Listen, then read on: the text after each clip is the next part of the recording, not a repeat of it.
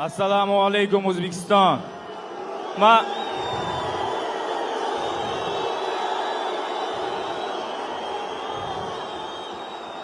Men uchun kelganlar bor.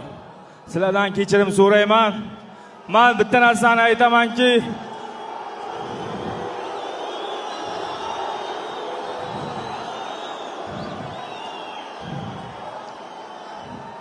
u faqatgina stoyga ishlayman degandi. Menga kurash yo'q, parter yo'q. Uni yaxshi bilasizlar.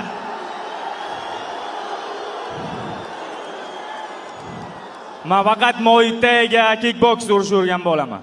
Sizlarni hammalaringizni yaxshi ko'raman, yaxshi ko'rib qolaman.